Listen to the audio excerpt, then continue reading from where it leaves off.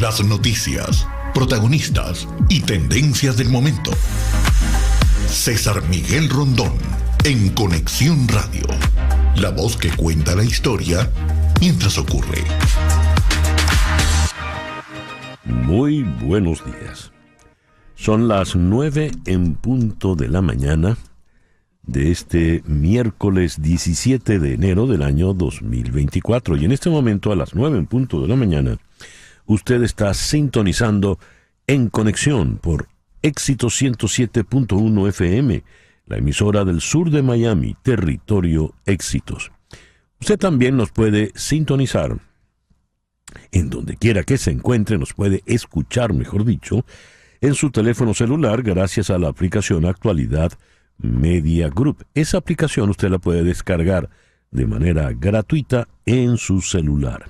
Y si entra en éxito107.com, pues entonces no solo nos va a escuchar, sino que también nos va a ver. Muy buenos días a los que nos saludan por aquí. María Alejandra Alfonso en Gainesville, Carlos Cuevas en Filadelfia, Jesús Grajirena en Caricuao, Caracas, José de Villa y su abrazo estrangulante desde Maracaibo, la ciudad del señor Armando Molero, el que entre otras maravillas compuso aquello que inmortalizó Lila Morillo: una piedra tiró un cocotero. Pero. Jesús Alberto Valero Moreno, el Nava desde Caracas, doña María Alicia Cifontes también en Caracas, Nancy Teresa Herrera en Valencia, la Valencia venezolana, Magali Hernández en Dublín, la tierra de James Joyce, Sonia Osuna nos saluda también desde Manresa, María Isabel Vargas en Tennessee, Chere Ramos en Caracas, hola Chere, Guillermo Lozada en Johns Creek, Georgia, con un frío de 9 grados Celsius bajo cero. Mimón y Ani están en Bogotá, Sibel Ríos en Tennessee, menos 20 grados. Dios. Bueno, aquí en Miami estamos con una temperatura bastante más grata. Gracias a todos por reportar la sintonía de En Conexión Radio. En Conexión es una producción de Flor Alicia Anzola para Éxito 107.1 FM. Buenos días, Flor Alicia. Buenos días, César Miguel, y por aquí tenemos un invitado especial, Sergio Gómez. Ustedes lo están viendo ahí ¿eso qué es? ¿Qué equipo es ese? Esa gorra... Ese es Sergio Gómez, el que está sentado allí. Tiene una gorra muy interesante porque Ajá. es la gorra de los Dodgers de Los Ángeles, Ajá. pero con los colores invertidos. La gorra original es azul marino con las letras en blanco, y esta gorra es blanca con las letras en azul. Así es. Bienvenido, Sergio. El señor Gómez suele llevarle la contraria a todo. Muy bien. Laura Rodríguez está en la producción general. Muy buenos días, Laura. Muy buenos días a todos. Feliz miércoles. En Madrid está Mariel Sofía Rodríguez, encargada de la producción informativa. Buenos días, Mariel Sofía. Muy buenos días, feliz miércoles para todos. Jesús Carreño en la edición y montaje, Carlos Prato en los controles. Buenos días, Carlos. Buenos días. Y ante el micrófono, quien tiene el gusto de hablarles, César Miguel Rondón. Hoy es el día de San Antonio Abad, o San Antón. Por eso es el día de las mascotas. Genaro Sánchez Delgadillo, San Julián Saba, San Marcelo Obispo, Santa Roselina, San Sulpicio Pío. Y en el calendario astrológico de Enrico Mariani tenemos para el día de hoy el cuarto creciente, que ocurrirá a las 10:52 de la noche con la luna en Aries. Del cuarto creciente aquí leo: tiempo para crecer, para trabajar en función del cuidado, desarrollo y progreso de un proyecto ya iniciado. También se puede reestructurar o replantear un arranque que no fue del todo positivo. Y esto con la luna en Aries, que es luna de rapidez, de impulsividad, de energía, la luna para plantearse retos. Es la luna de Eudomar Santos, porque es la luna para tomar decisiones sobre la marcha. Aquel que decía, como vaya viniendo, vamos viendo. Es una buena luna para iniciar una dieta para adelgazar. Cuarto creciente con la luna en Aries, Sol todavía en Capricornio, este miércoles 17 de enero del año 2024. Hoy es el Día Mundial para bendecir los animales. Esto se hace con la festividad de San Antón. Prácticamente es el día de las mascotas. Es un día un poco absurdo también porque es el Día Mundial del Selfie en los museos. Ajá, entonces usted va a ver la Mona Lisa en el Louvre y en lugar usted se toma la foto y la Mona Lisa no sale. En fin, inventan cada cosa.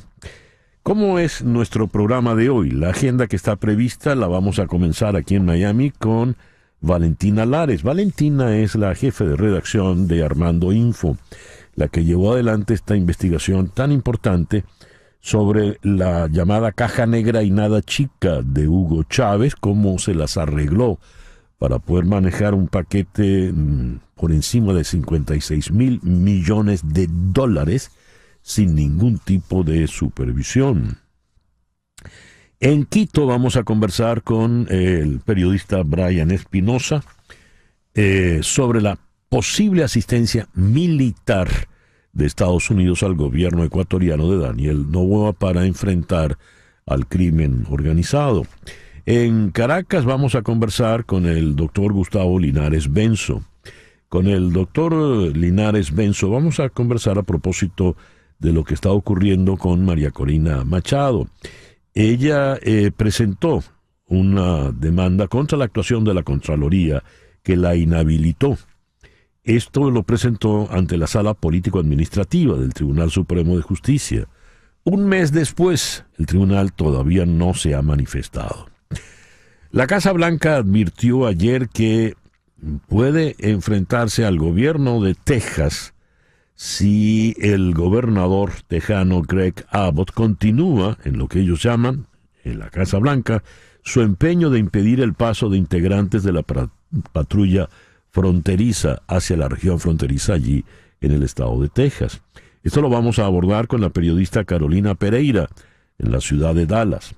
En Caracas vamos a conversar con la economista Tamara Herrera, directora de Síntesis Financiera, sobre las perspectivas, lo que le puede esperar a la economía venezolana en este año 2024. La Sociedad de la Nieve, la película de Juan Antonio Bayona, que ha revolucionado, es la tercera o cuarta película que se hace sobre lo que se llamó la tragedia de los Andes o el milagro de los Andes.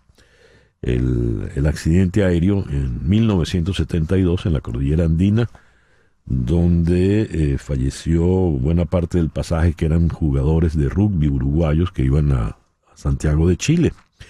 Vamos a conversar de esto con el crítico de cine Eduardo García Grisanti. Y nuestro foro en el día de hoy se lo vamos a dedicar al fantasma del COVID que vuelve a asomar. Parece que el COVID ha regresado. Es un COVID distinto, pero por allí está. Y la pregunta es, ¿estamos preparados para sobrevivir a otra pandemia?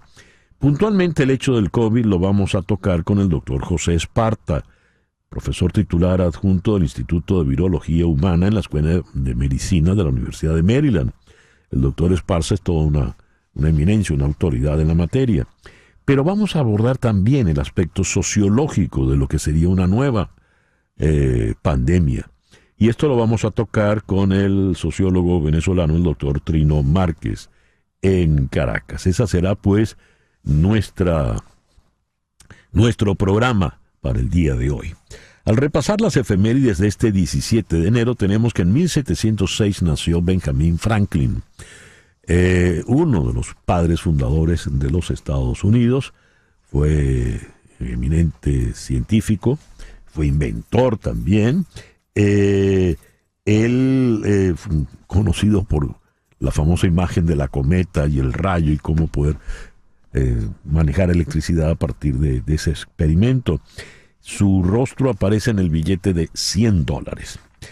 Y si en 1706 nació alguien eminente, pues muchos años después, el 17 de enero de 1899, nació todo lo contrario. El señor Alfonso Capone, Al Capone, gángster, empresario. Aquí lo destacan como gángster y empresario. En fin. Bueno, algo así podrán decir, por ejemplo, de Alex Saab, ¿no? Que además es también diplomático. A propósito de Al Capone, el 17 de enero de 1920 entró en vigor el primer día de prohibición de alcohol en los Estados Unidos como resultado de la 18ª enmienda de la Constitución. Y no deja de tener su curiosidad esto porque precisamente gracias a la ley seca, gracias a la etapa de la prohibición, fue que se lanzó toda la ofensiva de la mafia y el tráfico de alcohol clandestino. Allí fue donde Al Capone hizo sus grandes ganancias. A propósito de esto, hay la película de Los Intocables, donde Eliot Ness persigue a Al Capone hasta dar con él. La película de Brian De Palma, donde el que hacía el personaje de Eliot Ness era Kevin Costner. Y al final, que logra ya dar con Capone, llevarlo a la cárcel y tal, se levanta la prohibición y entonces le preguntan a Eliot Ness al salir de la policía cuando se retira, ¿y qué va a hacer ahora que ya no hay prohibición? ¿Contra quién va a luchar? No voy a luchar, me voy a tomar un trago. Fue su lacónica respuesta. 1937, plena guerra civil en España. Manuel Azaña, el presidente de la República, decide trasladar a Valencia, la ciudad, la capital, ante el acoso, los bombardeos en Madrid. Y en 1938, el 17 de enero, un año después, en París se celebra la primera exposición internacional del surrealismo. Un año después, el 17 de enero de 1939, la Alemania nazi prohíbe la actividad profesional a los odontólogos, veterinarios y farmacéuticos judíos. 17 de enero de 1942, en Kentucky, nace Cassius Clay, quien pasaría a la historia con su nombre musulmán de Muhammad Ali. Para muchos, no solo el más grande boxeador de todos los tiempos, sino también una figura fundamental de la cultura pop en el siglo XX. En 1962 nació Jim Carrey, es decir, está cumpliendo hoy 62 años. Y hoy también está cumpliendo años, dos menos, hoy está cumpliendo 60 años la señora Michelle Obama, quien fuera primera dama de la República, abogado. El 17 de enero de 1994, un terremoto en Los Ángeles dejó un saldo de 54 muertos y 5.420 heridos. Y al año siguiente, el 17 de enero, en las Antípodas, un terremoto de 7.2 grados en la escala de Richter sacudió la ciudad de Kansai, en Japón, dejando un saldo de 5.500 muertos y 26.000 heridos. Yendo a las efemérides musicales, el 17 de enero de 1905 nació Peggy Gilbert. Eso es Peggy Gilbert and the Dixie Bells. Peggy Gilbert Peggy Gilbert era saxofonista. Y ella fundó una orquesta en los años 20, solo de chicas. Y esa es la orquesta que inspiró a... Ay Dios, se me fue el nombre del gran director alemán bueno, el que hizo Con faldas y a lo loco en España y Some Like It Hot con Marilyn Monroe, Tony Curtis y Jack Lemmon. La orquesta de chicas que aparece en la película está inspirada precisamente en eso que escuchamos al fondo. Peggy Gilbert and the Dixie Bells. Y el 17 de enero de 1927 nació la gran Eartha Kitt. Y hoy está cumpliendo 81 años Chris Montes. Y a las 9:16 de la mañana es hora de hacer contacto con la oficina de Jani Martínez Ward, tu abogada de accidentes, En la línea telefónica de la oficina está Javier Pacheco. Javier, muy buenos días. Gracias por atendernos. ¿Qué tal, César? Agradecido por la invitación el día de hoy al programa. Aquí bien movida la mañana, estoy en este momento en el call center, en nuestro call center, y estamos recibiendo muchas llamadas de personas que lamentablemente se han visto en esa situación de estar en un accidente de auto. Y es importante recordar que la ley de la Florida establece 14 días para poder hacer un reclamo por lesiones, y la recomendación es no esperar hasta el último día, no esperar que el seguro de auto de la persona culpable les va a ayudar.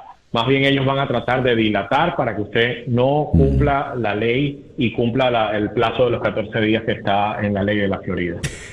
¿Por qué al comienzo de año se incrementan los accidentes, Javier? ¿Tienen ustedes más movimiento en la oficina en estas fechas? Sí, realmente durante este principio de año estamos procesando muchos casos de accidentes que ocurrieron en los últimos días del año pasado. Y normalmente en estas fechas la gente aún estaba de viaje, ¿no? Y estar de viaje en carretera, se incrementan los accidentes, mucho más tráfico en las carreteras, la gente está de vacaciones y nos ha tocado una temporada bien fuerte, ¿no? Este inicio de año ha sido bien movido, atendiendo a muchas personas, ayudándoles y tratando de, digamos, crear un caso sólido desde el principio. Y esa es una de las claves. Las personas no pueden esperar que pase el tiempo, porque pueden perder el derecho a hacer un reclamo, o la compañía de seguro de la persona culpable puede negar el reclamo o pagar una cantidad mínima porque no se creó una buena evidencia y un caso sólido desde el principio. Esa es la ventaja de tener un abogado de tu lado que te puede indicar cuáles son los pasos que debes seguir. Recuerden que no se trata nada más del arreglo del carro. Las personas tienen derecho a tratamiento médico y a recuperar compensación económica si han sido lesionados en un accidente.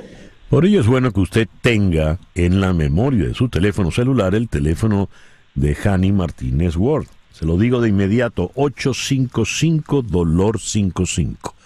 855-DOLOR-55, que equivale a 855-365-6755. 855-365-6755. ¿Y hay algún horario específico para llamarles, Javier? Realmente no hay un horario específico. Los accidentes no tienen horario ni fecha en el calendario. Lo importante es llamar. Nuestro equipo está aquí las 24 horas del día, 7 días a la semana, listos para ayudar a toda la comunidad en su idioma, en español, de manera fácil, de manera sencilla. Los podemos guiar en el proceso y ayudarles desde este mismo momento. Muy bien. Por ello, llame usted sin dilación tan pronto tenga el accidente al 855-DOLOR-55.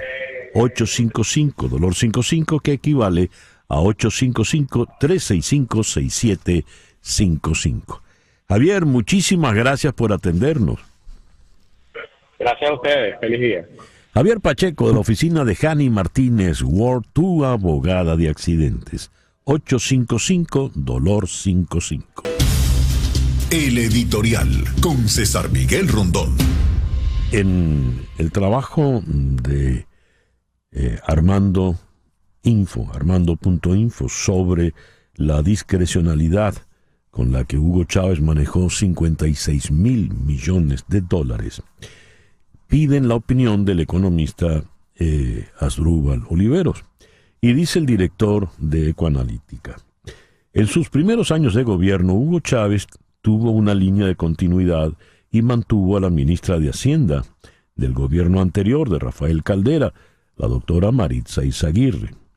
Pero la estructura presupuestaria venezolana era muy rígida, sobre todo para cambiar naturalezas de gastos. Hugo Chávez entonces se dio cuenta de que esto era una camisa de fuerza para su estilo y su forma de gobernar, y diseñó una estructura perniciosa para manejar con discrecionalidad los recursos del Estado y sobre todo los recursos extraordinarios. Ello trajo como consecuencia que la estructura del presupuesto fuese un saludo a la bandera, y eso derivó en desorden, corrupción e ineficiencia del crecimiento de la política fiscal. Es la cita textual para Oliveros. Es cuando Chávez decide que no se va a someter a presentaciones presupuestarias y todo lo va a manejar de manera extraordinaria con la creación de fondos únicos, fondos de todo tipo. Y gracias a esos fondos de todo tipo se despilfarraron más de 56,000 millones de dólares. ¿Qué ocurrió con esos 56,000 millones de dólares? No se sabe. Se perdieron. En el reportaje de Armando Info se ve como todo dependía del bolígrafo del señor Chávez. Lo que él firmaba procedía sin ninguna supervisión, sin ningún tipo de evaluación contralora. Igual pagaba un bono extra salarial para algún tipo de personas, algún tipo de trabajadores. Igual lo dedicaba a otras cosas de las cuales no hubo nunca mayor razón. Un video que ha corrido recientemente en las redes nos recuerda a Hugo Chávez, en ese entonces flaco, recién llegado a la presidencia, donde advertía que ellos habían llegado al poder no para sustituir a una élite gobernante, sino para hacer una revolución, es decir, para cambiar el mundo. Y dice textualmente allí: no llegamos acá para sustituir a unos ricos por otros. Casi un cuarto de siglo después tenemos exactamente lo contrario. Tenemos, pues, lo contrario de lo que dijo Chávez. Tenemos una nueva casta de ricos, de fortunas mal habidas, mil millonarias en dólares, y todo ello, pues, a costa de destruir y desbaratar un país. Ese es el saldo del bolígrafo del señor Chávez. 9:23 de la mañana, una pequeña pausa y ya regresamos con las noticias más importantes de hoy, miércoles 17 de enero. Continuamos en breve con César Miguel Rondón en Conexión Radio por Éxitos 107.1 FM. Y a las 9:27 de la mañana vamos con las noticias más importantes del día. El Papa Francisco animó hoy a los líderes políticos y económicos reunidos en el foro de Davos a impulsar la fraternidad en un clima internacional problemático y a atajar las causas de la injusticia. ¿Cómo es posible que en el mundo actual la gente siga muriendo de hambre o siendo explotada?, exclamó el Papa. Este año el Foro Económico Mundial transcurre en un preocupante clima de inestabilidad. Espero que sus debates tengan en cuenta la urgente necesidad de avanzar en la cohesión social, la fraternidad y la reconciliación entre grupos, comunidades y estados, dijo el Papa en una carta enviada a Klaus Schwab, el presidente del Foro de Davos. Las autoridades israelíes confirmaron la muerte en la Franja de Gaza de 2 rehenes israelíes, Yossi Sharabi, de 53 años, e Itai Svirsky, de 38, cuyos cuerpos sin vida fueron mostrados hace 2 días en un video propagandístico de Hamás. Con sus muertes ascienden a 27 los rehenes fallecidos en cautiverio dentro del enclave de entre los 136 secuestrados que permanecen retenidos por Hamás y otras milicias islamistas, según datos oficiales israelíes. En Gaza, por otra parte, hubo algunas señales, aunque limitadas, de esperanza. 2 aviones cataríes que transportaban suministros médicos para los rehenes detenidos en el enclave aterrizaron en Egipto como parte de un acuerdo mediado por Doha que, según la Casa Blanca, podría conducir a la liberación de los cautivos. Sin embargo, la ofensiva de Israel en Gaza no mostró indicios de ceder. Más de 150 personas murieron en las últimas 24 horas y la guerra entró en lo que The Wall Street Journal califica como, cito, su fase más peligrosa hasta el momento, con tropas israelíes acercándose a una población cada vez más densa de palestinos. Partes del noroeste de los Estados Unidos están bajo una alerta por tormenta de hielo que amenaza con sumarse a los daños causados por un potente sistema invernal que azotó la región durante el fin de semana.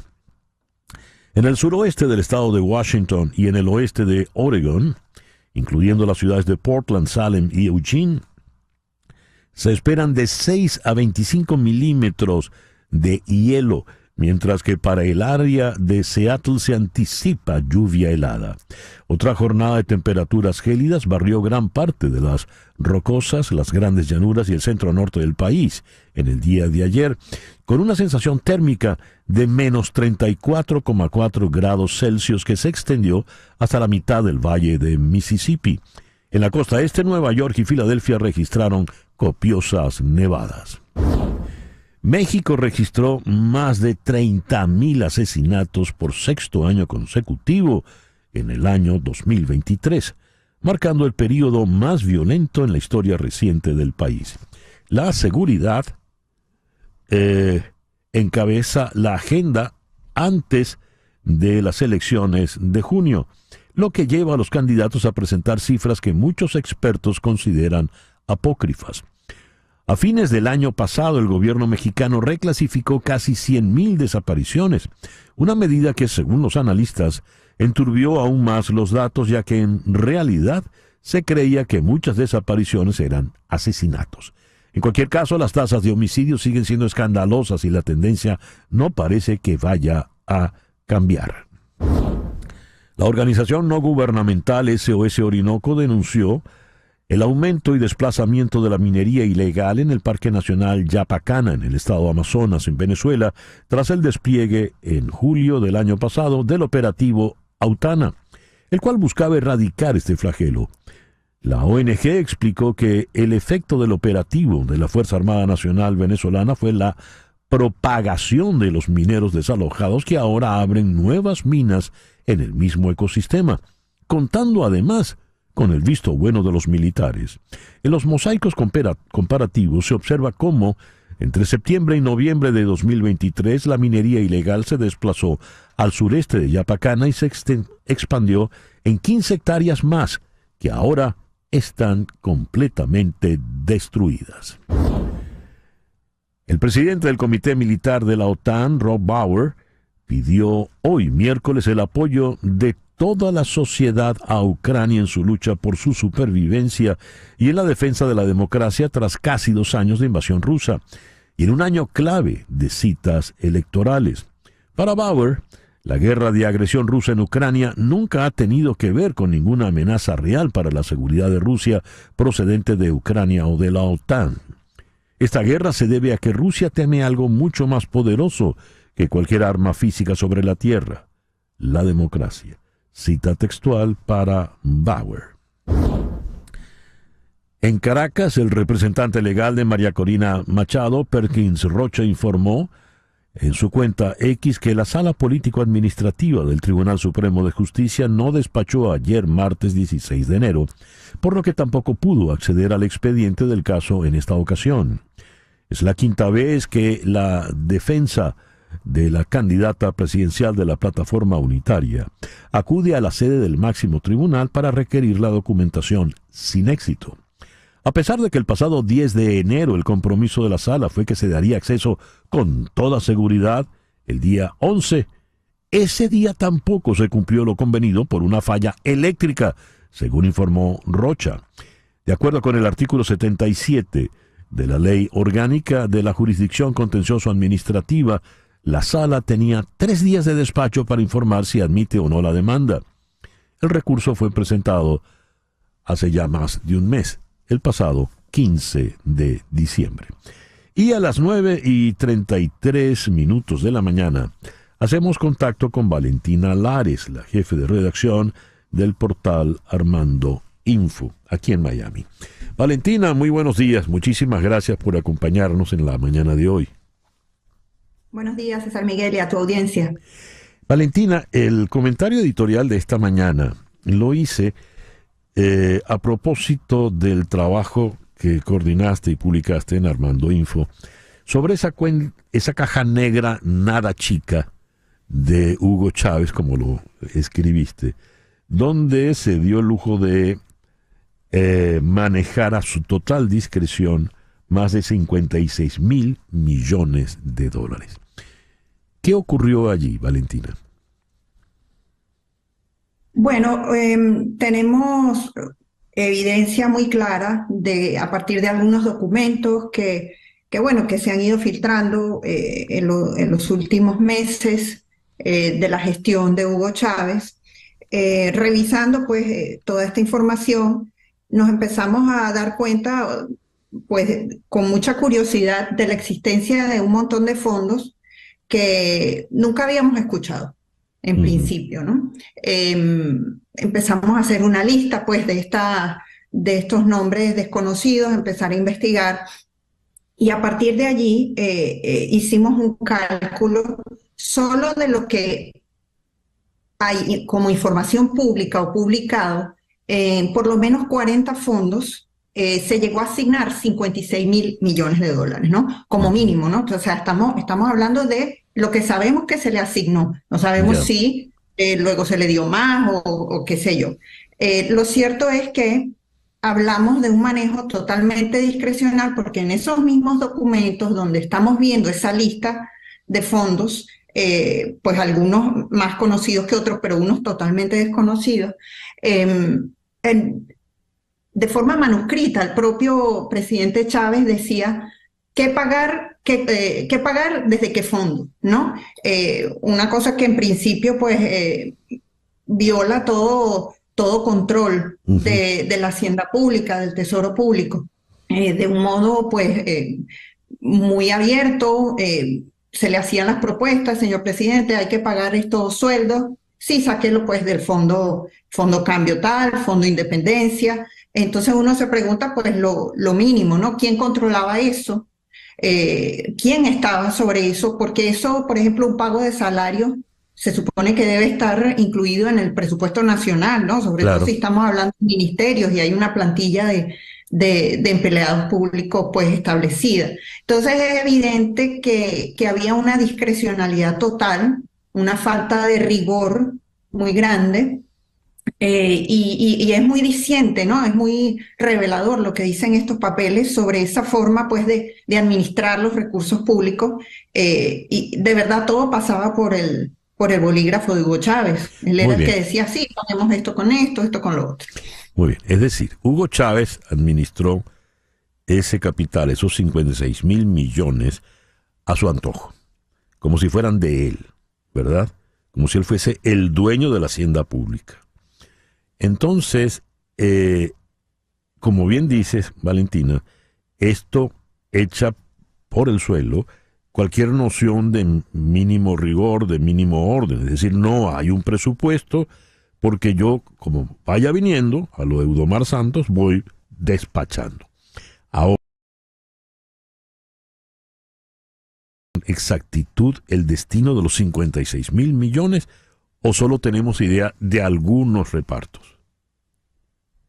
En realidad, si vemos una película completa, no sabemos el destino de estos fondos, porque existía en algunos casos pues la creación del fondo, se anunciaba el fondo, se decía el objetivo, la mayoría se supone que eran fondos de ahorro, ¿ok? Pero luego se usaban para cosas que uno nunca supo para qué fueron, ¿no? Hay algunos que dicen por su propio nombre para qué se usarían, ¿no? Como el que ponemos en el cuadro, en el artículo, que es este Fondo de Independencia, era un fondo de ahorro. Eso es lo único que se había dicho. Ahí iban recursos de PDVSA, pero eso se utilizó para pagar salarios de ministerios, por ejemplo. Entonces tenemos otros fondos como los fondos binacionales, los fondos Venezuela-Irán, Venezuela-Bielorrusia, que se supone que van a impulsar un montón o impulsaban proyectos binacionales que hoy sabemos que la gran mayoría está por el suelo o que nunca se activaron completamente. Entonces, ha sido prácticamente imposible rastrear si fue difícil rastrear el origen, ha sido prácticamente imposible saber qué pasó con esos fondos, porque se supone que era para una cosa y muchas veces se usaban para otra. Muy bien, eso es lo que se conoce como malversación de fondos cuando había alguna contraloría que ejerciese su trabajo. Ahora, no son solo 56.000 millones de dólares, porque leo que no se incluye $68.678 millones del fondo chino y nada menos que 174.898 millones del Fonden. En una suma, digamos, gruesa, estamos hablando de casi $300.000 millones, Valentina. Así es. Y ahí se rompe, y esto es muy importante tenerlo claro, se rompe no solo la Contraloría, sino la forma ordenada y rigurosa de manejar el presupuesto o el dinero público, ¿no? Uh-huh. El Fonden y el Fondo Chino, que es sobre los que más o menos hubo información y sobre los que se hacía mucha publicidad, pues pudieron haber ejecutado proyectos que hoy por hoy tienen alguna repercusión, pero prácticamente ninguno, ¿no? Sobre todo el Fondo Chino. De eso, ese es otro fondo que parece un barril sin fondo, ¿no? Uh-huh. Pero lo cierto es que estamos hablando de cantidades astronómicas, cantidades absolutamente absurdas, que uno lo comenta en cualquier otro país o en cualquier otro contexto y parece mentira que simplemente con una firma pasen $600 millones de una cartera a otra sin que nadie lo sepa. Entonces, que se sepa 10 años después a partir de una filtración de documentos a la que tuvo acceso un montón de periodistas. Pero obviamente esto lo que muestra es que Hugo Chávez creó una cantidad de bolsillos, ¿no? Como de, que en principio iban a ser cajas chicas de ahorro, pero que luego fueron verdaderas alcancías que se usaron a su antojo, pero unas alcancías gordas, unas alcancías que hoy por hoy representan 3, 4, 5 veces el presupuesto nacional, y ni hablar de las reservas internacionales.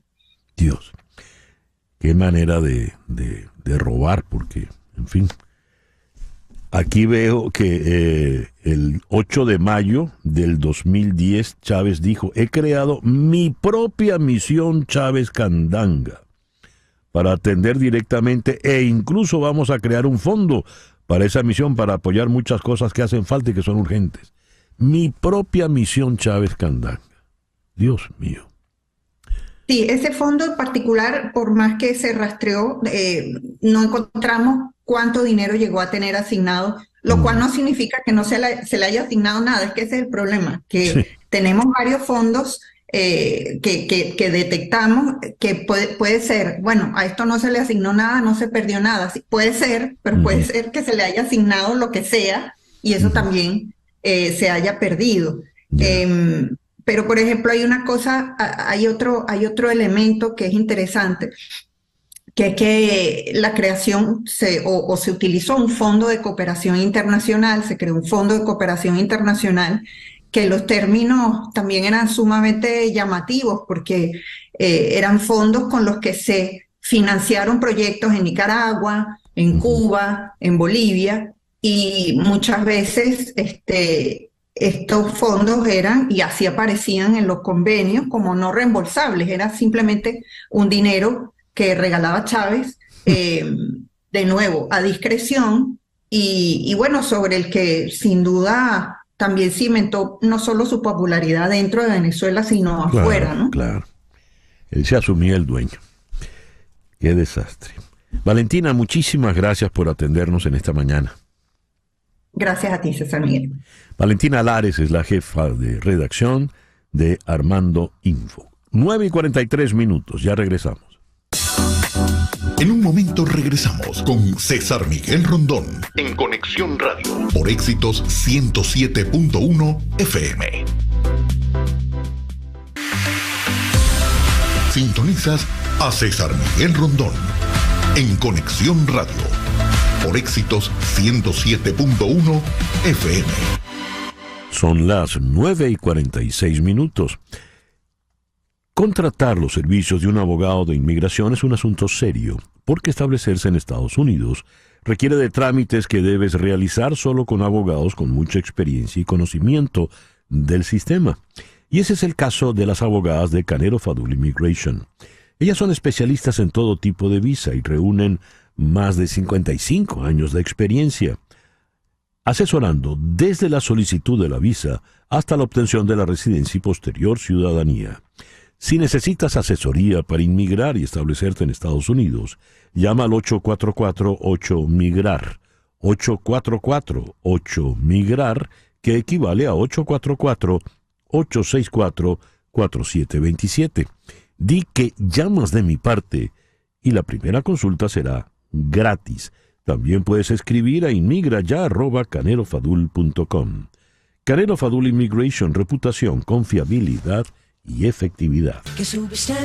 El presidente del Ecuador, Daniel Noboa, reveló que ha tenido contacto con Estados Unidos para recibir a una comitiva que se reúna con las Fuerzas Armadas y la Policía ecuatorianas en los próximos días. Esto en el marco del análisis del paquete de ayuda que esperan para la guerra, así la denomina el presidente Noboa, contra las organizaciones delictivas, las mafias que amenazan con la estabilidad ecuatoriana. Estamos hablando de ayuda militar de Estados Unidos de manera directa. Vamos a Quito, allí está el periodista Brian Espinosa. Brian, muy buenos días, muchísimas gracias por atendernos. César Miguel, ¿cómo estás? Mucho gusto, qué gusto saludarte. Así es como lo comentabas, acá se especula mucho y hay mucha expectativa sobre este paquete de ayuda de Estados Unidos que llegaría a Ecuador. Entendemos funcionarios de alto nivel de Estados Unidos vendrán en las próximas semanas. No hay una fecha definida, al menos no ha trascendido a la prensa esta fecha en la que arribarán subsecretarios, asimismo autoridades de defensa para colaborar en el marco de la crisis de seguridad que atraviesa el país, con un decreto 111 emitido por el presidente Daniel Noboa, que ha declarado un conflicto armado interno, identificando a 22 organizaciones delictivas como organizaciones terroristas y beligerantes en el país, de las cuales, según información del gobierno mismo de Daniel Noboa, se han desarticulado su gran mayoría, sobrepasando incluso este número de 22 organizaciones. Los operativos en el marco del estado de excepción, tanto de las Fuerzas Armadas, de la Policía Nacional, se han intensificado y de parte de la ciudadanía y del gobierno nacional están a la espera entonces de esta ayuda militar que llegará desde Estados Unidos. Entendemos habrá una primera reunión de una comitiva del departamento estadounidense, con lo confirmado de hecho en sus redes sociales, que arribarán al país en las próximas al menos 2 semanas para dialogar y analizar la situación crítica que atraviesa Ecuador. Brian, pero ¿en qué consiste el paquete de ayuda? Porque hablamos de algo que vaya más allá de asesoría de expertos militares y policiales. ¿Será que van de verdad tropas armadas de Estados Unidos al territorio ecuatoriano? Lo que se sabe de este paquete es muy poco. De hecho, el presidente Daniel Noboa en las últimas horas en una entrevista afirmó que se desconoce cuál es el paquete. De hecho, el mismo presidente desconoce qué incluye esta ayuda de Estados Unidos. Conocemos a breves rasgos que vendrán ayuda en cuanto a asesoría de seguridad. Asimismo, hay un acuerdo, y esto es muy importante indicarlo, hay un acuerdo que dejó firmando el expresidente Guillermo Lasso en octubre del 2023, antes de dejar el poder, el cambio de mando al gobierno de transición de Noboa. Y este acuerdo contempla que las Fuerzas Armadas de Estados Unidos vengan a brindar apoyo en materia de seguridad al Ecuador. Entonces, entendemos, obviamente, implica ya precisamente la ayuda militar, que entendemos militares llegarán acá, pero primero habrá un análisis de los dos cuerpos de seguridad que se reunirán en un consejo, entendemos, tanto del gobierno de Estados Unidos con los gobernantes de Ecuador. Una última pregunta, Brian. ¿Ha habido algún tipo de sondeo de opinión, de medición sobre la popularidad o la aprobación del presidente Noboa en medio de esta crisis de seguridad? Sobrepasa el 60-65%. Esto, la gente acá, la ciudadanía, ha expresado su apoyo en el contexto de esta guerra, que lo ha denominado el Ejecutivo, en contra del narcotráfico, en contra del terrorismo, esto implementado en este decreto 111, del apoyo no solo al gobierno, sino también a las fuerzas del orden, a la Policía Nacional, a las Fuerzas Armadas, para contrarrestar al crimen organizado, y también ahí sale el tema del apoyo que recibiría de Estados Unidos. Entendemos también, comentarte un poco, que la Corte Constitucional del Ecuador en los próximos días espera que se pronuncie sobre este acuerdo de ayuda militar estadounidense al gobierno de Ecuador en materia de seguridad. La semana pasada, entendemos el jueves, se reunieron en la Corte Constitucional para analizar este acuerdo, y en los próximos días emitirán un pronunciamiento oficial. Pues no es tan sencillo, no es una decisión solamente del Ejecutivo, sino también de la Corte Constitucional, y también, entendemos, podría pasar a la Asamblea Nacional para autorizar o no esta ayuda militar a Ecuador. Entonces, en este contexto, existe apoyo de la ciudadanía al gobierno de Noboa. Brian, muchísimas gracias por atendernos en esta mañana. Con todo gusto, César Miguel, estamos a las órdenes desde Quito. Brian Espinosa, periodista ecuatoriano desde la ciudad de Quito, 9:54. Las noticias de este momento en Conexión Radio. ¿Y qué noticias tenemos en este momento, Flor Alicia? Bueno, César, ayer las autoridades acusaron a Rex Heuermann de un cuarto asesinato mientras espera juicio. Recordemos, estas son las muertes relacionadas con Gilgo Beach. En el año 2010, las autoridades descubrieron los cuerpos de 4 mujeres no lejos de esa playa en Nueva York. Las mujeres, apodadas las 4 Gilgo, eran conocidas trabajadoras sexuales. Sus casos quedaron sin resolver durante más de una década. En julio, las autoridades tuvieron un respiro en el caso, arrestando y acusando a Heuermann de 3 cargos de asesinato. Ahora, después de usar ADN de una bebida energética que su hija lanzó a la basura, la policía acusó a Heuermann de matar a Maureen Brainard Barnes, de 25 años, la cual es la 4ª mujer de las 4 Gilgo de las Gilgo Beach Murder. Heuermann se declaró inocente de todos los cargos. Ya son las 4, ya aparecieron las 4. Bien, gracias, Flor Alicia. Leo acá esta información. Un mes después de que el equipo legal de María Corina Machado presentara una demanda contra la actuación de la Contraloría General de la República que la inhabilita, demanda presentada ante la Sala Político-Administrativa del Tribunal Supremo de Justicia, un mes después, esta sala sigue sin manifestarse. ¿Por qué? ¿Qué ha pasado? ¿Qué es lo que está ocurriendo? Vamos a Caracas.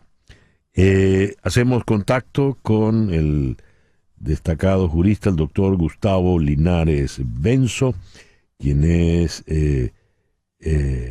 representante profesoral del Consejo de la Facultad de Ciencias Jurídicas y Políticas de la Universidad Central, profesor titular en la Universidad Central. Gustavo, es un gusto inmenso saludarte en la mañana de hoy. ¿Cómo estás, César? Igualmente, Flor Alicia, igual, muchos saludos. ¿Cómo están? Muy bien. Gustavo, ¿qué ha pasado con el caso de María Corina Machado? En primer lugar, recordemos, fue una sorpresa que ella se presentase ante el Tribunal Supremo de Justicia. Cuando ella se presentó, ¿qué era lo que buscaba y qué es lo que no ha obtenido? Okay. Bueno, tengo que empezar porque ningún tribunal del planeta Tierra dicta sentencia en un mes.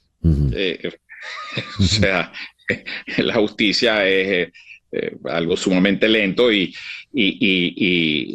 creo yo que, habiendo escogido ese camino judicial, eso saldrá cuando el Tribunal Supremo decida o reciba la orden correspondiente de quien pueda ordenarle algo, como sabemos, ¿no? A mí me gustaría contestarte, digamos, como en tres niveles, ¿no? Por favor. El primer nivel es hacer la tarea jurídica de que dicen las leyes, a mi entender. Uh-huh. El segundo nivel es qué hacen los tribunales con esas leyes, que lamentablemente no siempre es lo que dicen. Y el tercer nivel, si me permiten, como ciudadano, algún comentario ya político, ¿no? Pero creo que hay que hacer la tarea jurídica. Vale. El convenio de Barbados como tú bien dirías, ¿no? Cualquier crítica al convenio de Barbados es muy fácil ser manager los lunes. Uh-huh. O sea que con el mayor respeto y admiración por quienes han negociado esos acuerdos, me voy a permitir decir lo que digo, ¿no? Desde el mayor respeto, ¿no? A Gerardo y a todos, ¿no? Lo que dice ese acuerdo es lo que está en la ley y en la Constitución desde hace 25 años. Es decir, usted contra las inhabilitaciones puede ejercer un recurso contencioso de nulidad con un amparo. Bueno, tan eso es así en la ley y en la Constitución que Manuel Rosales lo hizo, ganó el amparo el año 2017 y está pendiente la resolución final. Y otros lo han intentado. O sea, le dijeron, mire, vaya y meta el recurso. Entonces, eso implicaría que o reconoce el gobierno, si eso está en un acuerdo político, que el gobierno tiene potestades, gobierna el Tribunal Supremo de Justicia, con lo cual ya estamos casi entrando en el segundo nivel. Uh-huh. No quiero pasar por venado, obviamente eso lo sabemos todos, pero digamos ahora aquí hay una constancia de que el gobierno domina el Tribunal Supremo de Justicia porque puede comprometerse a habilitar a los candidatos inhabilitados a través de un recurso que le corresponde al Tribunal Supremo de Justicia de manera autónoma, independiente y sin que nadie pueda meterse. En otras épocas el gobierno hubiera pues actuado, como diría Teodoro, con guayuco. Es decir, hubiera dicho, mira, eso yo no lo puedo... no está en mis manos, dada la autonomía de las instituciones y tal, y bueno, y entre gallos y medianoche vería cómo hace, ¿no? Pero aquí pues es sin guayuco, diría Teodoro. Entonces, ¿qué puede pasar? Bueno, que el tribunal anule las inhabilitaciones y en consecuencia queden habilitados los que intenten el recurso. La otra cosa es eso de poner un plazo. Eso, lo del plazo es... El plazo en todo caso entiendo yo que tiene que ver con lo que dicen los Estados Unidos, hasta cuándo te suspendo las sanciones si intentas los recursos, pero esos plazos también están en la ley y son de 6 meses después de la notificación del acto. Uh-huh. Si usted es una multa de tránsito hoy de 100 unidades tributarias, usted tiene 6 meses para intentar el recurso judicial. Si deja pasar los 6 meses, perdió el autobús y no te pueden poner un plazo distinto a ese. Digamos, esa es la tarea jurídica. La otra posibilidad que hubiera sido, a mi ver, más política, es que la Contraloría General de la República revocara autónomamente las inhabilitaciones, cosa que perfectamente puede hacer, dado que son absolutamente nulas. Ya diré por qué. Eso hubiera sido, digamos, el gobierno se compromete más intensamente, porque ¿qué culpa tiene el TSJ con las inhabilitaciones? No, él no fue quien inhabilitó.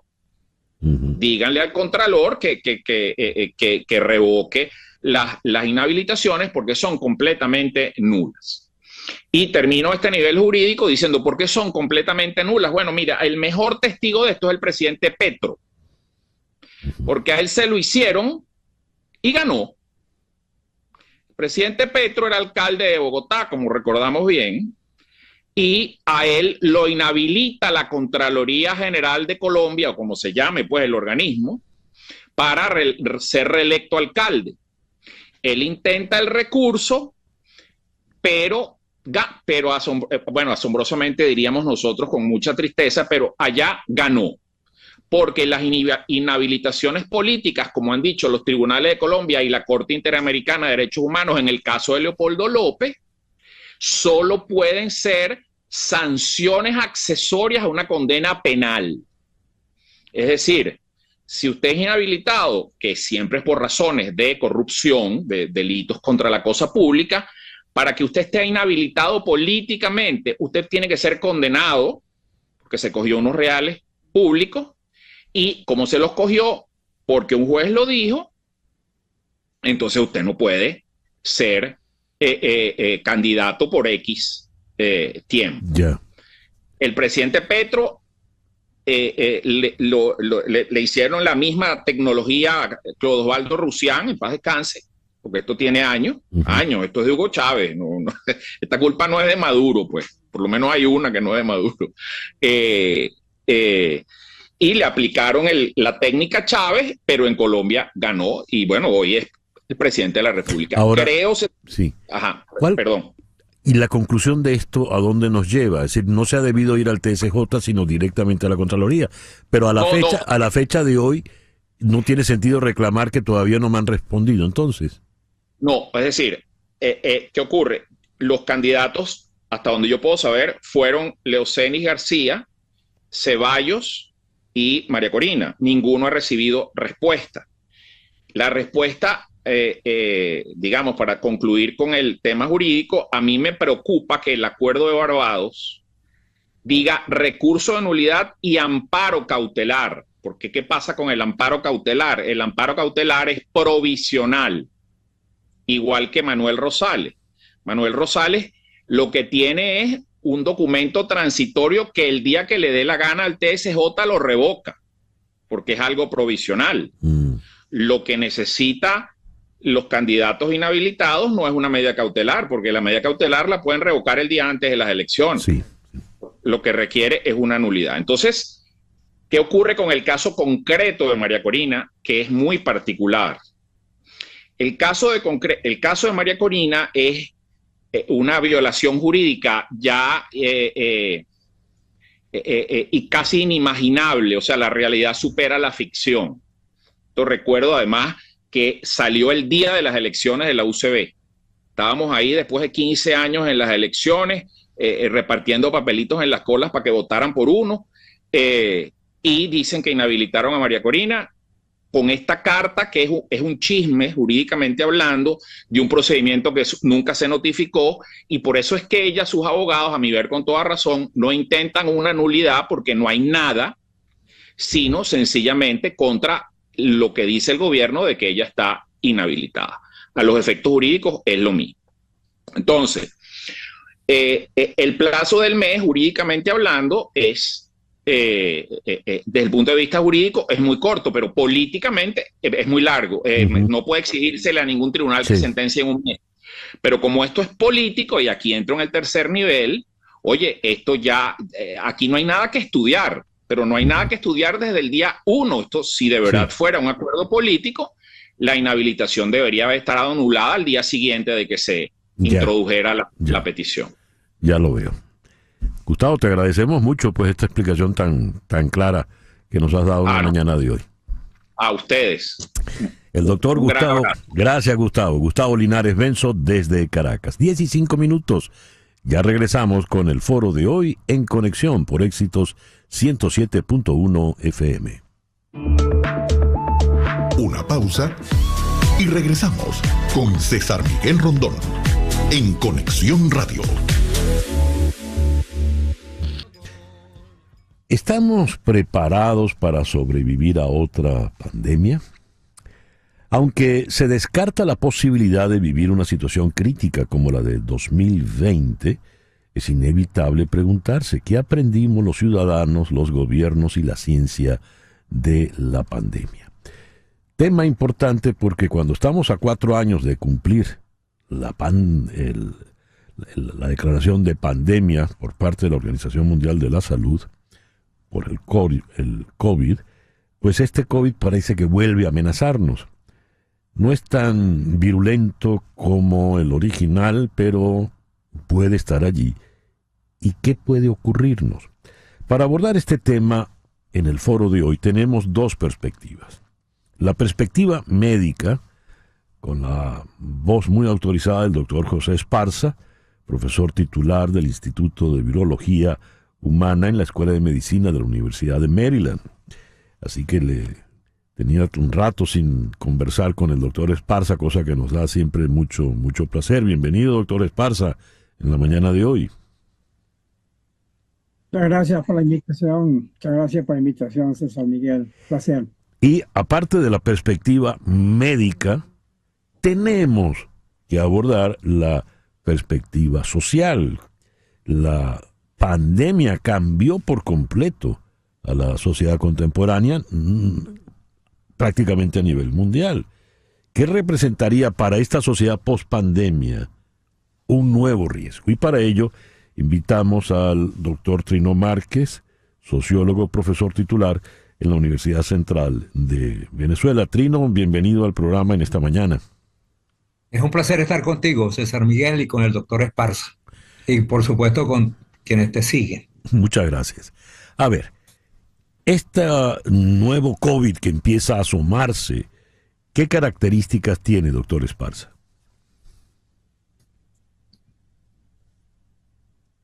Bueno, en realidad el COVID nunca se fue.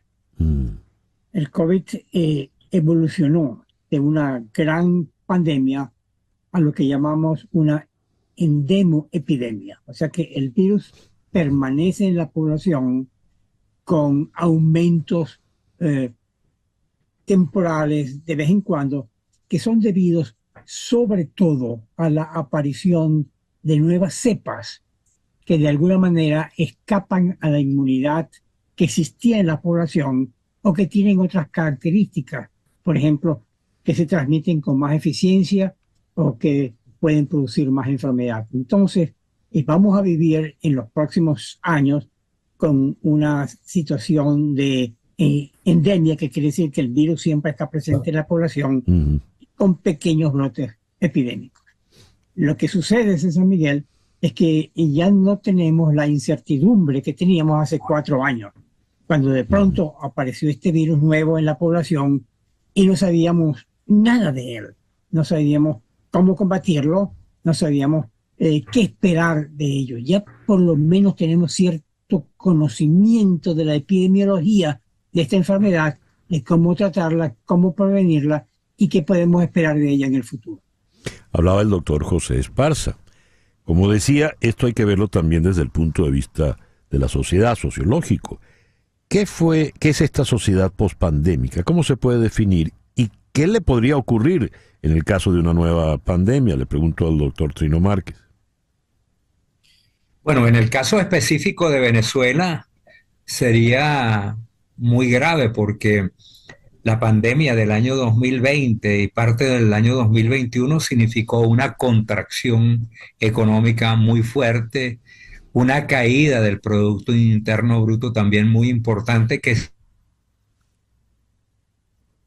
se nos ha congelado se sobrepuso a un largo, desde el año 2014, aumentó la pobreza, aumentó el desempleo, aumentó la informalidad porque la gente tiene que vivir de algo y el último refugio, la última frontera es la informalidad.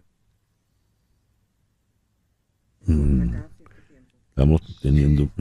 Disminuyó en América Latina, en toda América Latina, la inversión extranjera, la generación de empleo formal cayó, por supuesto. La inversión pública en la que más absorbió fue la salud, pero eso no fue suficiente para cubrir las necesidades que produjo la COVID. Y apenas estamos recuperándonos. Las cifras son un poco contradictorias. Por ejemplo, la CEPAL habla de un crecimiento de 3%. El presidente Nicolás Maduro habló en su informe en la Asamblea Nacional de 5%, que hablan de un decrecimiento de 1 punto. Pero vamos a suponer que hubo un crecimiento, pero fue muy modesto, que no ha logrado cubrir las expectativas del país. Entonces, sobre Venezuela... Tenemos dificultades con la comunicación con el doctor. Sería realmente catastrófico. Éramos a una posición similar. A ver, en el caso de lo que nos está planteando Trino Márquez, está remitiéndonos a la pandemia de hace 4 años, cuando las sociedades quedaron prácticamente clausuradas, la gente terminó encerrada en sus casas. Le pregunto al doctor Esparza, estos nuevos brotes o este virus que está allí que nunca se fue, ¿puede llevarnos al extremo que vivimos en el 2020? ¿Puede encerrarnos de nuevo en nuestras casas? Doctor Esparza. Bueno, preguntabas qué hemos aprendido de la pandemia que acabamos de pasar. Hemos aprendido muchas cosas. Una de las cosas que yo creo que es importante resaltar es que las estrategias con las que nos enfrentamos a la pandemia o a la epidemia o al virus cambian. En el pasado, en los últimos 3 años, la estrategia era el de cortar la cadena de transmisión del virus. O sea, acabar con la circulación del virus en la naturaleza. Eso es un trabajo muy difícil, solamente un virus que se ha erradicado, que es el virus de la viruela. Y en el caso de la COVID, la estrategia era vacunar a todo el mundo, niños, jóvenes, adultos, mayores, etcétera, con el propósito de cortar la cadena de transmisión. Fallamos, no pudimos hacerlo y tenemos que reconocer que esa es una lección aprendida. De manera pues que la estrategia que debemos considerar en este momento es la de proteger a los más vulnerables. Hemos aprendido que esta epidemia mata sobre todo a las personas mayores de 65 años, las personas que tienen otras enfermedades como diabetes, hipertensión o inmunosupresión, etc. Entonces la forma de enfrentarnos a las epidemias cambia. Yo pienso que en este momento, como existe una inmunidad poblacional que evita que el virus se manifieste con toda su severidad, vamos a tener que acostumbrarnos a eso, un poco como nos hemos acostumbrado a tener gripe en invierno, a pesar de que existe una vacuna para la influenza. Bueno, vamos a tener que convivir con el COVID por mucho tiempo. La otra cosa que yo creo que es más del campo de Trino, porque es más sociológico, es qué tan coercitivas deben ser nuestras acciones. Porque en el pasado fueron obligatorias y hemos aprendido que la obligación es algo que trae rechazo en la población por las razones que Trino explicó. Las personas que tienen que trabajar para sobrevivir se les prohíbe ir a trabajar. Entonces yo pienso que una estrategia en el futuro es la de un poco basarnos en la responsabilidad individual. Por ejemplo, el uso de máscaras no debe ser obligatorio para todo el mundo, para cualquier condición, sino que depende de la situación epidemiológica y depende de qué grado de riesgo o exposición la persona está. La otra cosa que hemos aprendido y que para mí ha sido un verdadero shock es la fortaleza de los antivacunas. Es decir, así como tuvimos el milagro del desarrollo de una vacuna en muy poco tiempo. Yo me acuerdo cuando hablaba contigo de San Miguel hace 3 años, 2 años, sí. Yo juraba que no íbamos a tener una vacuna por mucho tiempo, porque tradicionalmente toman varios años de desarrollar una vacuna, pero de alguna manera la sociedad respondió de una manera enérgica y la vacuna la tuvimos ya para finales del año 2020, un año después de haberse identificado el virus. Eso es algo muy positivo, naturalmente. Lo negativo y que todavía estamos manejándonos en ese ambiente es los antivacunas. Es decir, yo recibo preguntas diarias, varias de amigos y conocidos, porque hay un ataque informático de que las vacunas producen esto, que las vacunas matan, que las vacunas cambian el genoma, y eso es algo con el que vamos a tener que enfrentarnos. Pero en resumen, San Miguel, yo creo que el vivir con COVID en el futuro va a ser algo que se va a poder manejar. No vamos a repetir, creo yo, la situación que tuvimos en los últimos 2 o 3 años. Hablaba el doctor José Esparza en Maryland. El doctor Esparza le deja a Trino Márquez, el sociólogo, la respuesta servida, ¿no? ¿Qué tan coercitivas deben ser las medidas ahora? En redes sociales las primeras quejas son, caramba, ahora hay que ponerse otra vez la mascarilla obligatoria. Y nos dice el doctor Esparza, no, hay que apelar más a la responsabilidad individual. Como sociedad post-pandemia, post-COVID, ¿estamos preparados para asumir individualmente ese COVID que, como lo dice el doctor Esparza, se queda allí?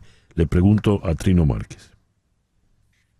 Sí, a mí me parece que las sociedades en general tienden a aprender de las experiencias, tanto de las negativas como de las positivas.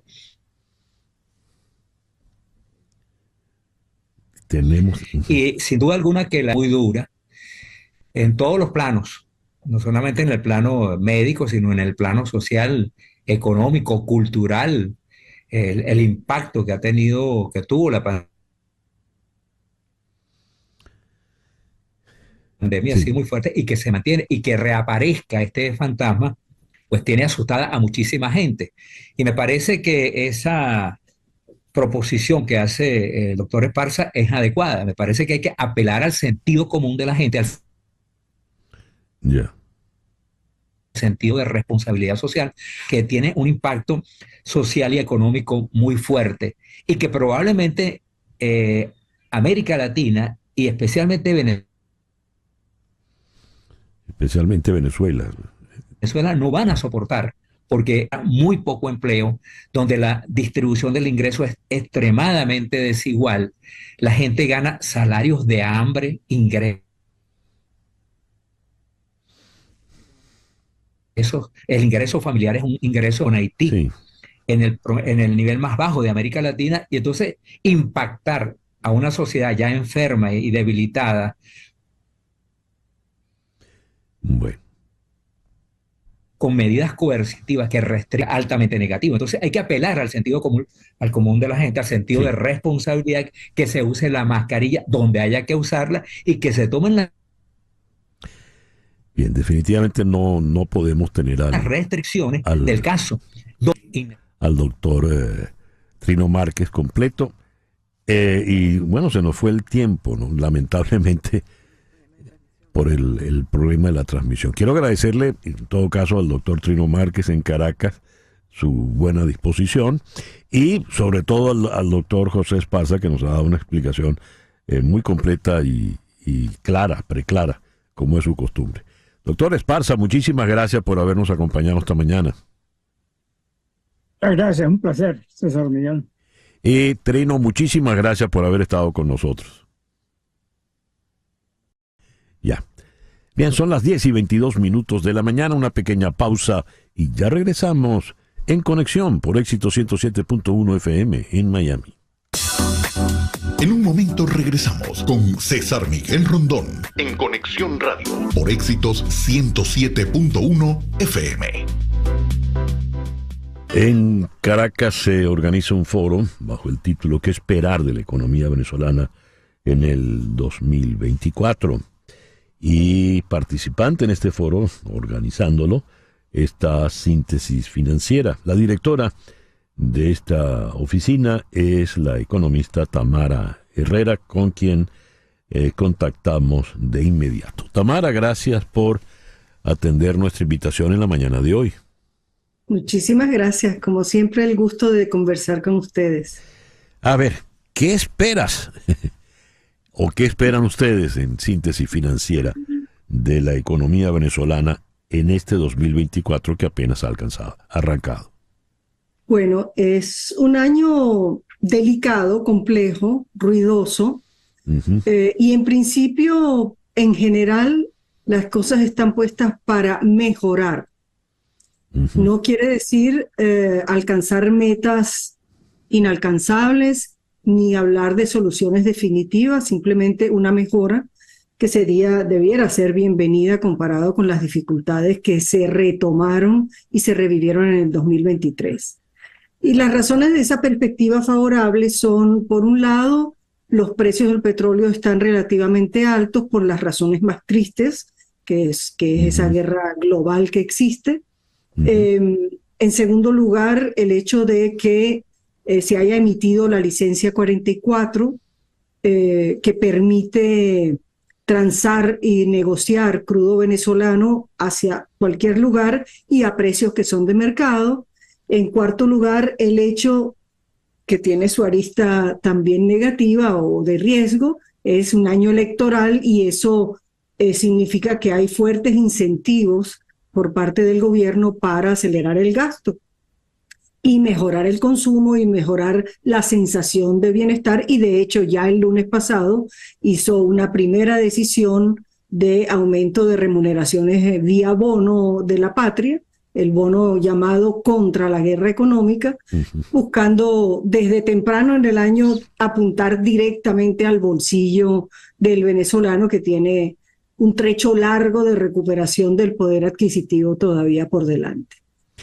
Eso es una medida evidentemente proselitista, que marcada por la circunstancia electoral, y es coyuntural, ¿verdad? Por estas características. ¿En qué medida eso va a solucionar algo realmente para ese ciudadano de a pie que tiene el bolsillo roto? La palabra solución tenemos que eliminarla. La solución deriva solamente de trabajos mucho más profundos, cambios mucho más profundos, más veloces, más decididos de parte de las autoridades económicas. Por ejemplo, si tú tienes en cuenta, mencionaba el otro día la ley de hidrocarburos. Hay dos proyectos de leyes supuestamente antagónicos y son sumamente parecidos, pero del lado del gobierno han tenido el temor de hacerlo explícito, de ponerlo a funcionar, porque hay en su ámbito una radicalidad muy retrógrada, y entonces han tenido que recurrir a contratos elaboradísimos para eludir las restricciones de la ley. Entonces todas esas cosas son lentas, inciertas, confusas, secretas, y así no se pone a marchar al país al ritmo que se desea.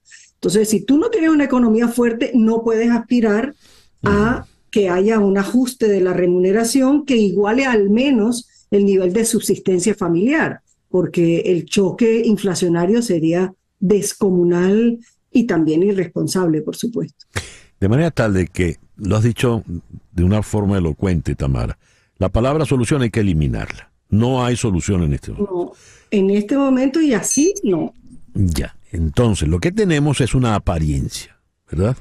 Lo que tenemos es serpentinas y papelillos, porque viene un evento electoral. Aún así, en el caso de apariencia, de serpentinas y papelillos, ¿el gobierno tiene suficiente dinero para suficientes serpentinas? El gobierno tiene bastante más dinero que el año pasado y que el antepasado. El año pasado estimamos que las exportaciones tuvieron un valor de unos 13 millardos y pico, y ahora van a ser de unos 18 millardos. Eso es una diferencia importante para los niveles en los que se encuentra.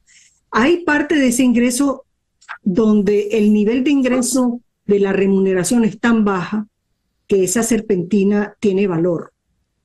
Y tiene valor porque va directamente a una velocidad pasmosa a consumir lo poco que con ella se puede adquirir. Entonces hay esa, digamos, en términos de incremento no es despreciable, pero en términos de suficiencia es absolutamente insignificativo y sumamente rezagado.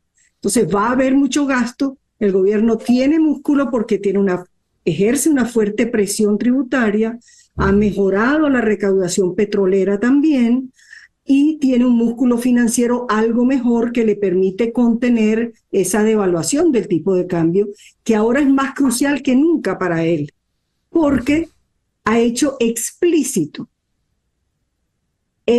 ya desde el año pasado y esta vez en su discurso del año, ingreso mínimo legal indexado a las variaciones del tipo de cambio. Es un compromiso riesgoso que adquirir. Entonces eso quiere decir que van a tener la atención en profundizar este lento y muy incluso cruento, prolongado proceso de ajuste económico para llegar a una estabilización de la economía muy lenta, realmente, que ha caído sobre los hombros de la población, de la recesión habida, etcétera. Cuando hablas del tipo de cambio que es crucial en este momento para el gobierno, en realidad, ¿cuál es ese cambio?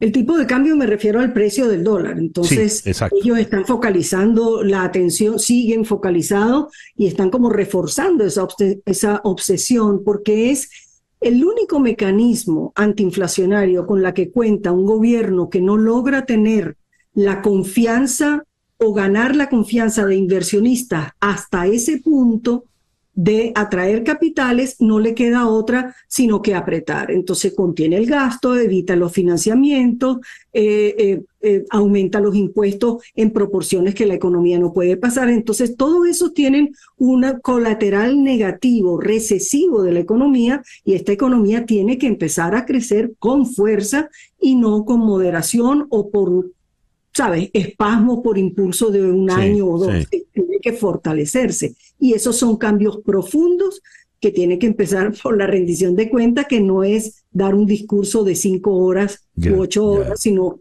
poner en blanco y negro el desempeño y los planes. Ya, ha sido muy clara. Tamara, te agradezco mucho que nos hayas atendido en esta mañana. Un placer. Gracias a ti. Tamara Herrera, economista, directora de Síntesis Financiera desde Caracas, 10:35. Las noticias de este momento en Conexión Radio. ¿Y qué noticias tenemos en este momento, Flor Alicia? El presidente de Argentina, Javier Milei, lanzó odas al capitalismo del libre mercado, críticas a la justicia social y rechazo al cobro de impuestos durante su discurso en el Foro de Davos, la cumbre que reúne a líderes del mundo capitalista y las multinacionales más grandes del planeta. El presidente argentino dijo que Occidente está en peligro porque prima una visión del mundo que conduce al socialismo. Dijo también que los experimentos colectivistas nunca son la solución a los problemas y agregó que el capitalismo de libre empresa es la única herramienta que tenemos para terminar con el hambre y la pobreza en el planeta. Gracias, Flor Alicia. Son las 10:36. Leo, la Casa Blanca advirtió con llevar al gobierno de Texas ante el Departamento de Justicia en caso de que el gobernador tejano Greg Abbott continúe en su empeño de impedir el paso de integrantes de la patrulla fronteriza a un parque en la frontera con México. ¿Qué está pasando ahora en esa polémica y peligrosa frontera? Vamos al estado de Texas, donde en la ciudad de Dallas está la periodista Carolina Pereira. Carolina, muy buenos días. Muchísimas gracias por atendernos. El placer es mío al estar con ustedes. ¿Qué está ocurriendo ahora en la frontera y cuál es este nuevo enfrentamiento entre el señor Abbott y el señor Biden? Ciertamente lo dices, nuevo enfrentamiento. Este conflicto no se detiene, son diferentes las posturas. Lo más reciente fue la muerte de 3 personas, una madre con sus 2 niños. Esto en la última semana. De allí es que el gobierno de Joe Biden establece que el gobierno de Texas con el gobernador Greg Abbott intentan bloquear el acceso de inmigrantes y también limitar lo que tiene que ver con la patrulla fronteriza. Por otro lado, el gobernador Greg Abbott califica esto como una invasión, como una extrema invasión de inmigrantes, y él lo que está haciendo es tratar de proteger el gobierno y el estado de Texas. A ver, ¿qué es la patrulla fronteriza? ¿No depende de la gobernación del estado? No, son diferentes autoridades. Por un lado, tiene que ver con los efectivos que van de alguna u otra manera con el gobernador de turno, con el gobierno de turno, que en este caso es el gobernador Greg Abbott. La patrulla fronteriza ya tiene que ver con un tema federal. Son aquellas personas que están vigilando de manera constante este paso y, según lo que dice el gobierno de Joe Biden, el gobierno de Greg Abbott está limitando las funciones de la patrulla fronteriza. En relación a la muerte de estas 3 personas, el conflicto más reciente. Por este lado, el gobernador Greg Abbott dijo que no pudieron hacer nada, que ellos no limitaron nada. El gobierno de México, que fue el que rescató a parte de las personas que estuvieron en este momento cuando algunos murieron, dicen que ellos notificaron al gobierno de Texas. El gobierno de Texas argumenta que fue 1 hora después y que no pudieron hacer nada. Lo que sí es cierto es que el gobierno de Greg Abbott, y eso lo hemos visto, ha desarrollado diferentes estrategias para limitar el paso de inmigrantes de manera irregular. Y esto ha sido a través de alambre de púas, de boyas, de puertas, de redes, hasta eliminó, eso fue lo más reciente, eliminó la rampa para que los botes de la patrulla fronteriza puedan resguardar esta parte, específicamente estos 4 kilómetros de la parte de Eagle Pass.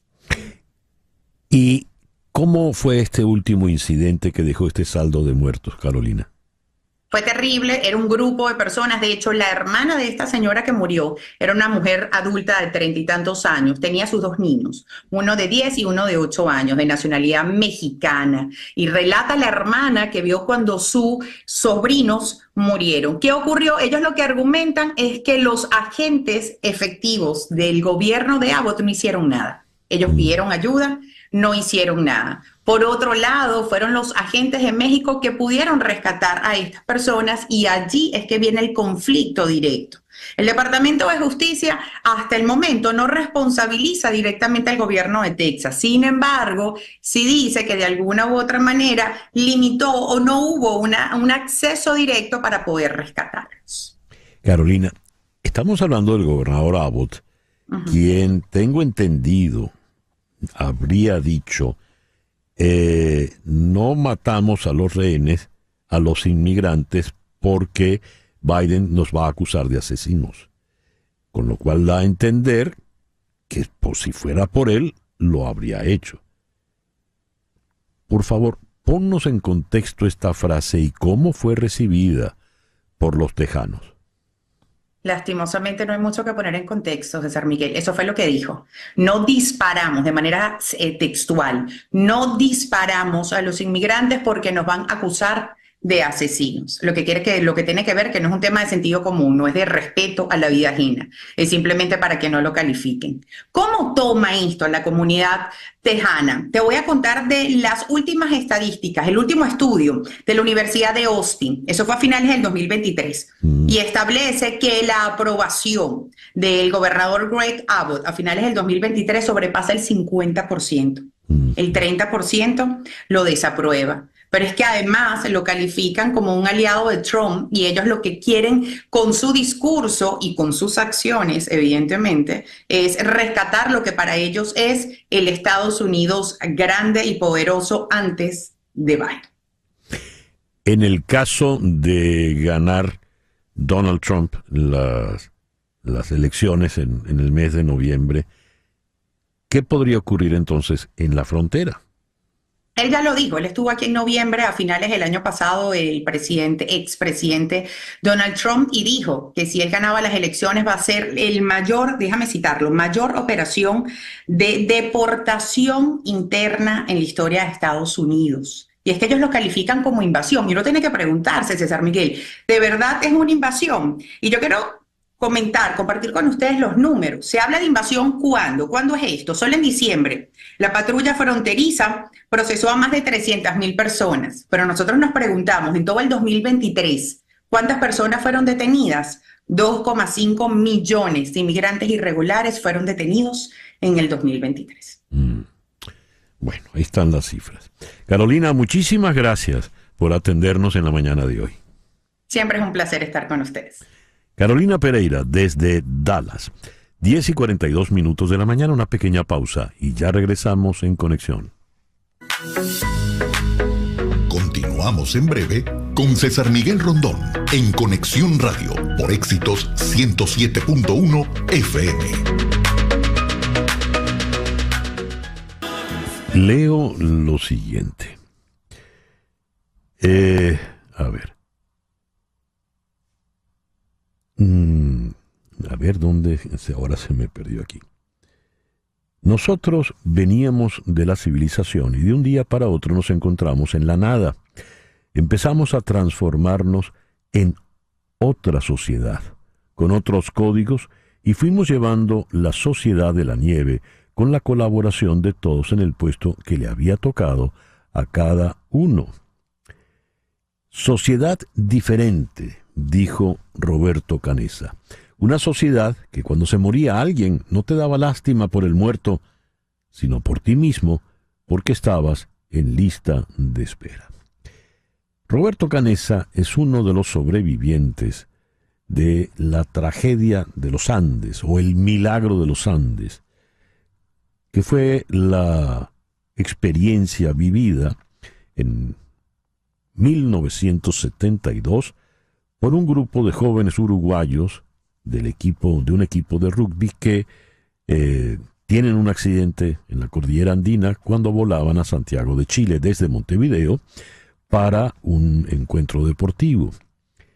esta historia cautivó desde un primer momento, impactó desde un primer momento.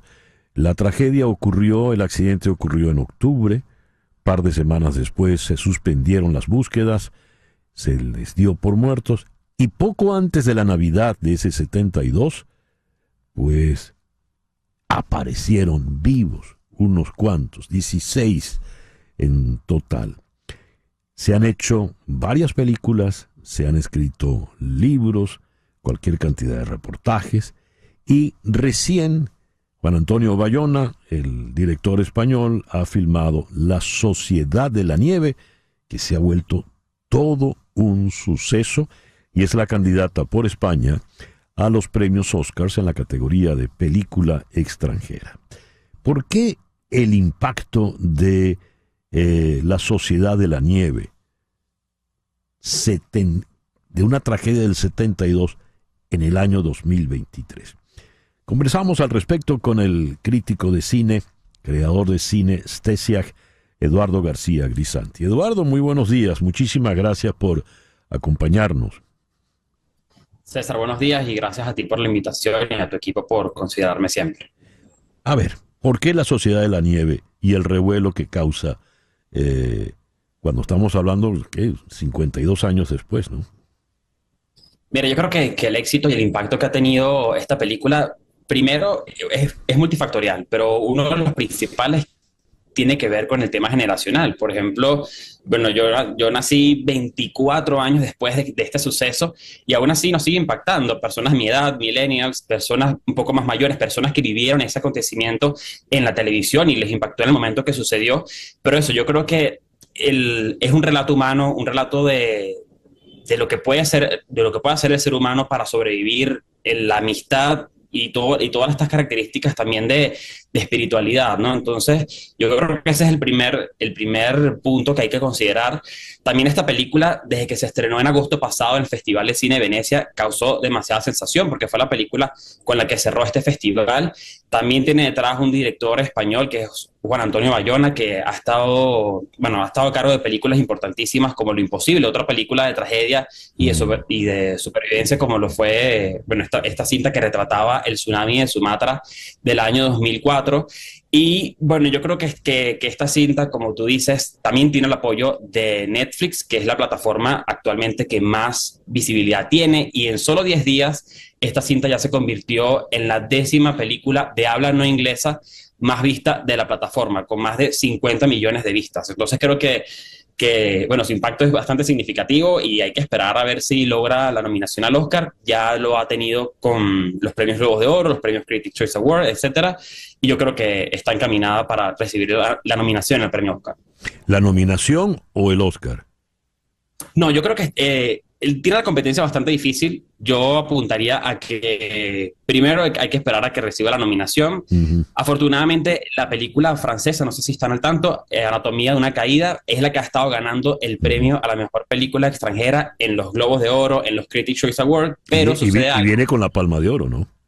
Exactamente, pero esta película no fue postulada por Francia para representar al país en esta categoría. Entonces, eso deja el camino para La Sociedad de la Nieve un poquito más ligero. Entonces creo que pudiese tener oportunidades de ganar el premio Oscar si recibe la nominación, que es lo más probable. ¿Qué nos puedes contar de Bayona? ¿Qué ha hecho? Porque pareciera, si citas Lo Imposible y La Sociedad de la Nieve, que se especializa en tragedias de la vida real con sobrevivientes.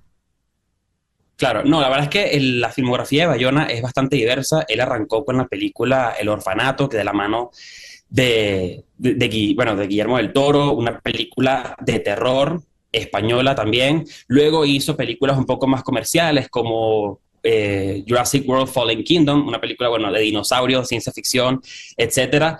Y también estuvo a cargo de dirigir algunos episodios de la serie de El Señor de los Anillos, que recientemente se estrenó en la plataforma de Amazon Prime. Entonces creo que es un director que ha demostrado tener una sensibilidad por temas como lo puede ser Lo Imposible o La Sociedad de la Nieve, pero también una imaginación, una creatividad y también un motor económico para hacer películas un poco más comerciales como las que ya les comenté. El éxito de La Sociedad de la Nieve en la actualidad obedece a qué? A la lección sobre la sobrevivencia, a los niveles de producción, a los niveles de realización. A tu entender, como crítico de cine, ¿por qué impacta y por qué la gente se acude a verla? Mira, esta película yo creo que tenía muchos factores en contra, porque cuando el director Juan Antonio Bayona quiso realizar una nueva versión de esta historia, que ya como tú dijiste se ha contado innumerables veces en documentales, en libros, películas, él quería que fuesen actores completamente desconocidos. Entonces hizo un casting enorme y tenía el riesgo de que, bueno, no tenga una figura de fama detrás que pudiese apoyar mi película, sino que son puros actores uruguayos y argentinos que no tienen ningún renombre. Entonces, bueno, las personas han simpatizado más allá de las historias de los protagonistas reales del suceso con estos actores, que también los hemos visto en entrevistas con los propios protagonistas y sobrevivientes de este acontecimiento. Por ejemplo, el Instagram del director Bayona está lleno de entrevistas del actor que interpreta el personaje y el protagonista del suceso del año 72. Entonces tienes como un cara a cara de estas dos versiones, ¿no? Y casi que ellos hacen como un paralelismo entre su personalidad y lo que interpreta en la ficción. También, bueno, tienes el respaldo de todos estos protagonistas del accidente. Ellos también aparecen en la película, al menos 8 de ellos hacen algún cameo en la película, y eso hace obviamente que tenga como un respaldo más de veracidad, de lo que tú estás viendo. No solamente contó con el testimonio de los protagonistas, sino que ellos también participan en la película y hacen promoción de la película. Y por supuesto que, a diferencia de películas como Viven, esta está completamente protagonizada por un elenco argentino y uruguayo, y eso hace que tenga un poco más de veracidad, ¿no? Que todo lo que se está contando aquí tiene ese toque latino, y es lo que no tuvo la película del año 94, Viven, que, bueno, estaba protagonizada por Ethan Hawke y un elenco completamente americano. Ya. Esta sí, sin duda impacta. Cuando comentas que Bayona trabajaba con grandes estrellas, en el caso de Lo Imposible eran Naomi Watts y Ewan McGregor, por ejemplo, los protagonistas, ¿no? Claro, y también tenía, bueno, esta figura emergente que es Tom Holland, que posteriormente protagonizó la saga de Amazing Spider-Man, que ahorita es toda una superestrella, y en ese momento era un niño que, bueno, que Bayona le puso el ojo para protagonizar su película y apostar por este talento juvenil, y ahora es toda una estrella que, bueno, que ya lo vemos en la gran pantalla y haciendo cientos de blockbusters. Así es. Bueno, Eduardo, muchísimas gracias por estos minutos en la mañana de hoy.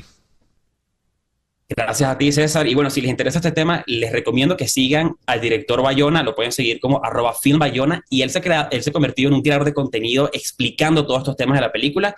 Y sí, bueno, si están pendientes de la temporada de premios, me pueden seguir a mí como @sinestesiag, y van a estar al tanto de todo lo que acontece en Hollywood, en los Oscars y etcétera. Muchas gracias, César. A ti, Eduardo García Grisanti, crítico de cine desde Caracas. 10:55. En Conexión Radio fue una producción de Floralicia Anzola. Me han visto con una cara. Si las miradas mataran, soy cadáver inmediatamente.